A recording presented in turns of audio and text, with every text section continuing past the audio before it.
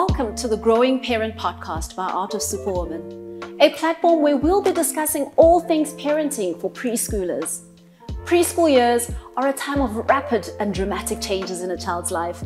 Events such as brain plasticity, as well as acquisition of fundamental cognitive and interpersonal skills occur during this time. Over the next 4 episodes, together as parents and caregivers, we're going to explore some thought-provoking topics. So here are some talking points we'll be covering across this particular podcast today. We'll be talking about the joys of motherhood, the individuality versus motherhood, support systems, feeding and fun, managing what your child learns. So here's the thing as well, we go through series and series of these conversations and we go, oh my gosh, this is just what I needed. And that's exactly what you're going to find in today's podcast. Ohopoleng and Danielle, thank you so much for joining me on the Growing Parent Podcast. I'm so excited to be here with you. Thank you for having us. Thank you. So Ohopoleng, I want to start with you. I know you're not a mom, so what do you enjoy most about being a rakgadi? Because moms come in different forms, right? Yes. I think I love seeing the world through my nephew's eyes. I love seeing our family because we are now the grown-ups, we're the elders. So I just love that experience and just reflecting on what I was like when I was 5 and how life is so different for him. And I'm happy he's a happier child, you know, at that age. And you know, Danielle, she talks about we're the adults now. We're the big people now. It actually freaks me out. I don't want to be an adult yet. But what level of preparedness is there in that level of adulting and now being a mother and separating the individuality and motherhood? These are two completely separate things, right? And it's scary because I don't think you can actually prepare yourself for motherhood because it's like constantly changing. Yeah. And I think that's what makes motherhood so exciting. Absolutely. And I think that's what I love most about it is because I don't know what's going to happen next, and I don't know what Zinzi's going to do next or how she's going to react next.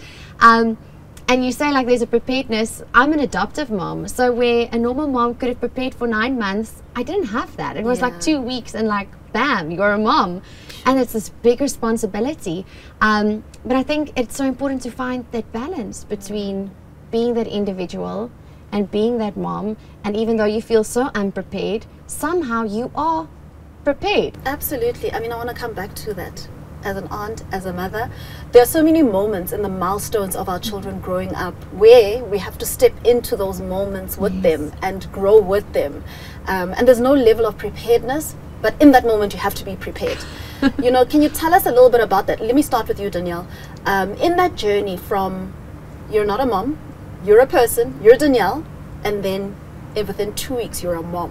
I remember so vividly driving from PE to Johannesburg with this baby, and I'm like, I am a mom, and I was crying so much, and my husband's like, what's wrong with you? Did we make a mistake? And I'm like, no, I just feel like this is such a big responsibility, you know. And I think when we realize the responsibility of motherhood, that kind of prepares you, because you realize you've got one chance to make an impact in the world. Absolutely. Because that's what we do. We're raising a generation to be future leaders. And so I think that realization of this, it's my responsibility to raise a child, I think that prepares you. And I mean, Ohopoleng, in the work that you do, you're constantly seeing the lack of preparedness, the non-preparedness, the stepping into the parenting and the motherhood, the pros and the cons of not knowing exactly who's navigating what role in this parenting thing is, and it comes out in different ways, right? Parenthood, you don't really know what you're walking into.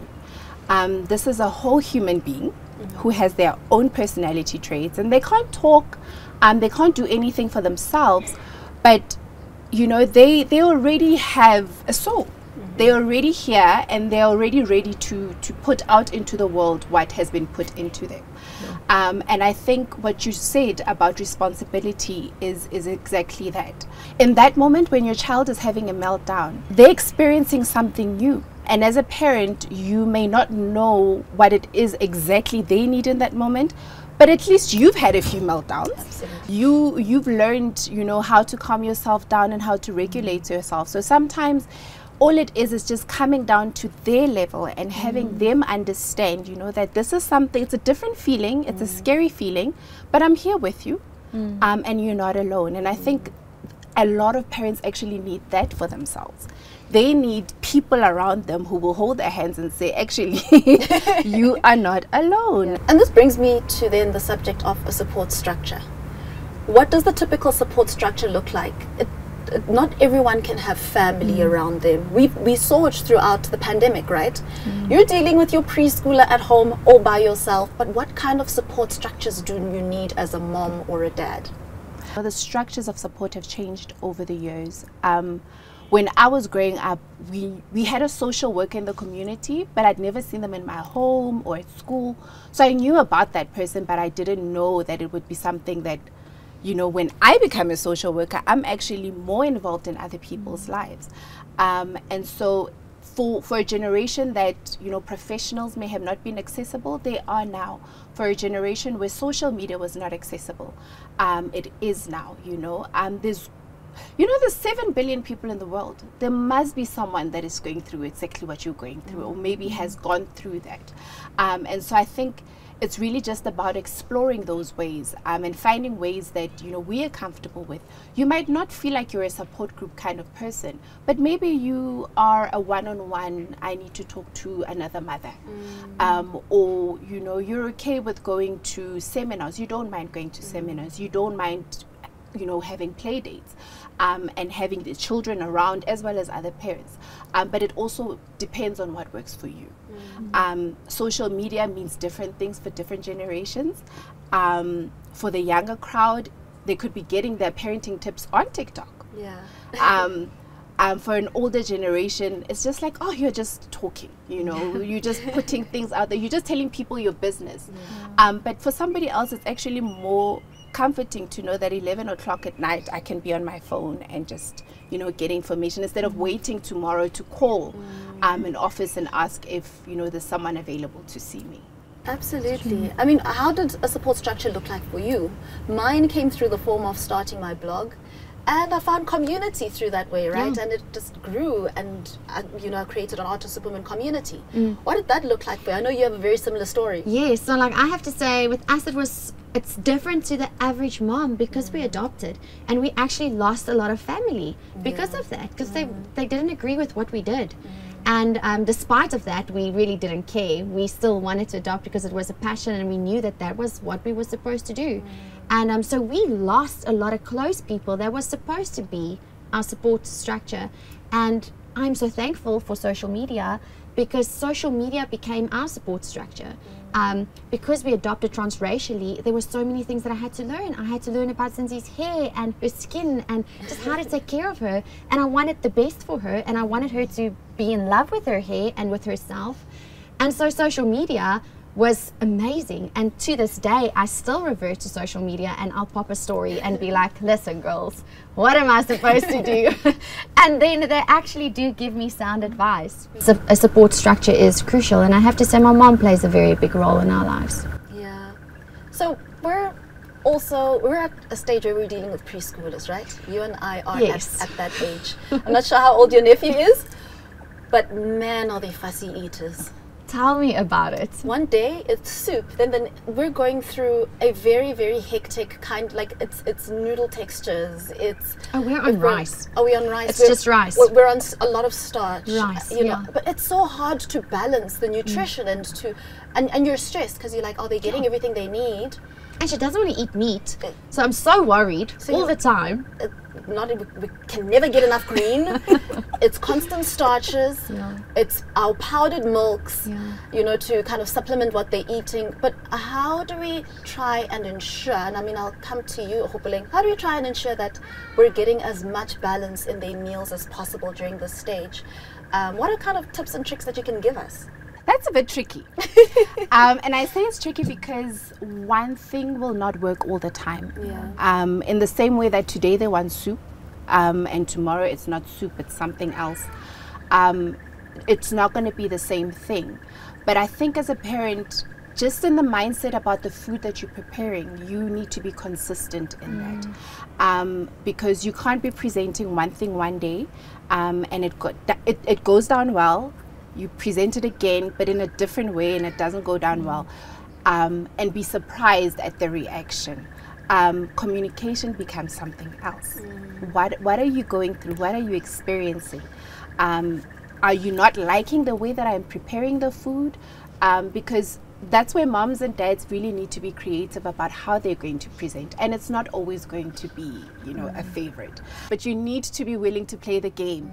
Can I just bump in on this? Because I think it's just, like, this happens in our household, okay? It sounds so familiar, right? This is like a new thing. So Zinzi will run to dad and she's like, listen, can I paint my nails? But I just said no, because it's going to be Q-tex all over everything and there is no time.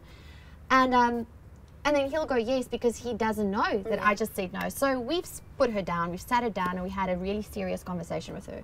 And we told her, listen, Zinzi, mom and dad, we're a team. Every time you go behind my back to ask daddy something, you're breaking up the team. And I really, I got down to her level. I went onto my knees, looked her in the eyes because I wanted her to feel like I'm on your level. I have to explain this to you. You need to understand. And I think they understand way more than what we think they do. And so now she's actually told her friends, oh no, you can't do that. You're breaking up the team. So I love that about it. And I think it's the same with food. They'll do that. But what I've also learned with the food thing is I make Zinzi cook with us. They don't eat stuff because they don't want to try it. So you just need to find creative ways to actually get them to taste it, just taste it.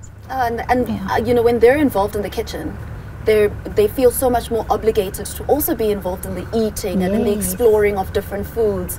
I also learned through, you know, we had our own fruit garden during the lockdown, you know, so we planted our own fruits and veggies. And when they go fetch their fruits and veggies in the garden and they bring it into the house, they want to cook it. They want to get in there and actually eat the food that they made. I want to do that. They love that. They absolutely love that. Kids love that. And I've seen they go to the backyard, they'll go fetch their melon or they'll fetch the butternut and now they want to come inside and come cook it.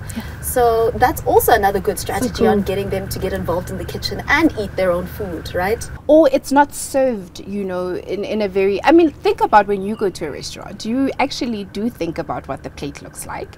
And they do too. It's just that you are head chef in the restaurant. So I think, you know, when you are serving your meals, small servings, you know, and consistently, so snacks in between, because they love to eat, they love to, you know, be munching on something, so and also have a routine about how you want to do things, you know. TV was a thing when we were growing up because it's not like we had a dining room table that we could sit around. But over time, you realize that it's actually not even about the dining room table. It's about having this thing in the background that's just going on and on and on, and we are not actually engaging about the food that we're eating, about your day. And I think, you know, one of the things that I love about food, I mean, I'm not a great cook. I love eating. I feel like it brings me closer to the person that's prepared the meal. But it really just gives an opportunity for you to get to know the person and to conversate and to talk. And children love telling stories. And I think growing up, food was always not a fun subject. You know, I remember somebody used to tell my mom they will eat when they are hungry. Like, leave them alone. But it was just the fun around food, like you're saying, like it was eat, here, take, eat. You know what you mentioned about the gardening and harvesting, they have a story to tell when they go to Gogo's house or they're at school with the other children. So it's an experience and it helps them make sense of their world. So for them to be 30-year-olds that don't mind being in the kitchen and preparing food, it starts at home. It starts with what they see at home. And if mom is always like begrudgingly just take, eat, they have that, you know, I don't want to eat unless I'm at somebody's house, and that's not a nice feeling to have. You want your child to be comfortable at home, and you want them to be a grown-up that's comfortable at home. So I think, you know, being mindful of things like that, how does it bring us closer as opposed to bring us apart? How do we not fight over food? You know, there's food in the house, let's not fight. You know, the struggle is getting the food into the house. Once there's food in the fridge, let's look at the ingredients and, you know, sort of think about how do we build a home and how do we carry on building our home, even with our children, the team. How do we keep the team fed so that we can keep going? As we go through this series, you're probably going to resonate with so many moments. You'll laugh at some, you'll cry at some, but most importantly, We're going to learn and grow together. So do stay with us. So I'm always keen to hear what's on your mind, so please look for the contact details in the show notes. Send me through your questions and even your topic suggestions. This helps us to stay in touch with you and to connect better. Our hashtag is #TheGrowingParent. So connect with us on social media at Art of Superwoman and keep following us at Art of Superwoman on Instagram, Facebook, and Twitter, as well as our YouTube channel. You can also find us on artofsuperwoman.com. From me, your host, Oluwetule Shabane, it's all from now. See you on the next episode.